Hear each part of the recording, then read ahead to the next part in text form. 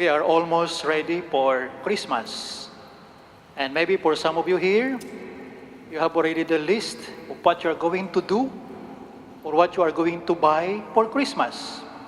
And maybe some of you here sent already your letter to Santa Claus so that you can have Christmas, a gift this coming Christmas.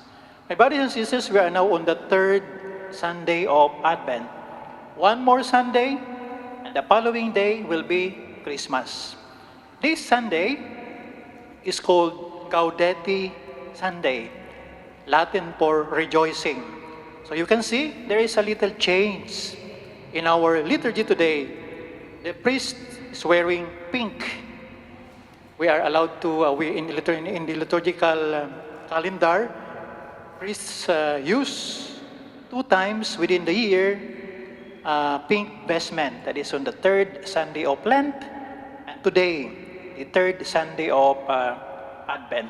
So what does this mean, and how does this liturgical celebration gives meaning to today's celebration and Christmas? So Christmas, although we are preparing for the Lord, has also some flavor of penance. We're being called to go back to God. As we prepare, we also have to prepare our spirits, our soul for the coming of the Lord. That's why in the homilies of the past Sundays, the priest had been mentioning and inviting you to go to confession. That is one of the important flavors of Christmas. But today, we give way to think about joy or rejoicing. That is why we foresee the celebration and the joy that is being brought about by the celebration the coming Christmas. That is why we pause for a while today so that we can think of that rejoicing, of that happiness that will be brought about by Christmas this coming December 25. However, my dear brothers and sisters, we will say, how can I be happy? My family is not here. It's far. It's in the Philippines. It's in Canada. It's in Europe. So I cannot rejoice because I am alone in Macau. Or maybe you will say, how can I be happy? I have plenty of problem. I am laden with problems. I have relational problems. I am a single mother. I am a single father, or everything. How can I be happy? Dear brothers and sisters, unhappiness results from the lack of God. Look at the scribe and the Pharisees today. They did not, in our gospel, John came and he was announcing to the people, prepare the way of the Lord. There is someone who is coming. He will give us salvation. He will bring us to light. But this scribe and Pharisee seems to be not convinced. For them, it's a burden. It is because God is not present in their life. So unhappiness results from lack of God. And God, Christ, has unfortunately been pushed little by little out of Christmas. We have little by little been making Christmas just like a commercial commodity. What is the difference between saying Happy Holidays and Merry Christmas? Happy Holiday is just a civil greetings. You know, those people in some countries where there are diversity of races. Some there are Muslims, Jews, and Christians. They want to be neutral during Christmas. They don't want to offend the Muslims and the Jews. So they do not greet each other with Merry Christmas because of the name of Christ within Christmas. Instead, they were told to say Happy Holidays so that other people who do not share faith with us would not be offended. But we should affirm our faith. It is Jesus whom we believe. It is Christ whom we affirm in our faith. That is why we say Merry Christmas. It is Christ Himself whom we celebrate. So brothers and sisters, even the pagans celebrate happy holidays But how beautiful and joyful it is to have Christ as the center of our Merry Christmas. This is what John is telling us in our gospel today. We might be preparing things that are not necessary during this Christmas. Well, of course, the food, the get-together, the gifts, the Santa Claus, or your singing together, the karaoke for the Filipinos, they used to do that. That is part of Christmas celebration. But let us not focus 100% of our attention to do celebration.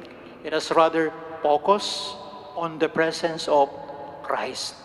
Our Belen is almost ready. Jesus will be there. He will be the center. He will be the superstar of Christmas. Not the three kings, not even Joseph, not even Mary, not even the shepherds, or even the animals. It will always be Jesus. That is why in our gospel today, again, John is reminding us, there is somebody who will come, who will give us happiness, who will give us joy, and that will always be Jesus. Brothers and sisters, as we celebrate Christmas this coming December 25, today and the following Sunday, let us ask ourselves, what have I been doing to prepare for the coming of the Lord? And if we have reconciled already with our enemies, your arch enemies, our arch enemies, or we have done something, if we are not yet ready, because forgiveness is always a process. There's no such thing as instant forgiveness. You really have to do something, initial steps towards reconciliation. Maybe if you are not yet ready, maybe one of the coming Sundays, you will say, Lord, I will offer my communion to my enemy. And I will pray fervently so that someday he will be touched. His heart will be touched so that eventually there will be forgiveness and we will be best friends again forever. How beautiful will that be? But it should be coming from our heart. At least God will be happy that we are doing something to be reconciled with our enemies. And then you will say, which of my enemies, Lord? I have so many enemies. Piliin mo yung arch enemies. Choose the one who is your arch enemy. You start from that person.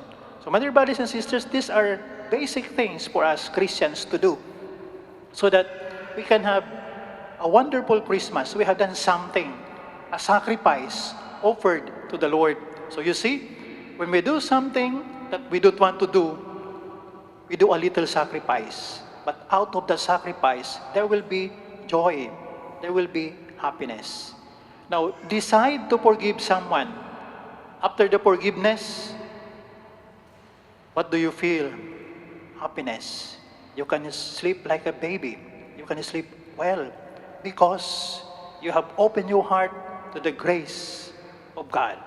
So those are very basic things which I had been repeating and repeating. And even you can go to confession, try to give yourself a gift.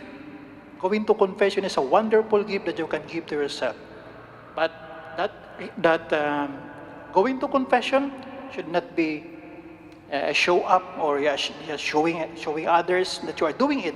Rather, it comes from the inspiration, the true sorrow for our sins, that the grace of God will be welcome in our hearts.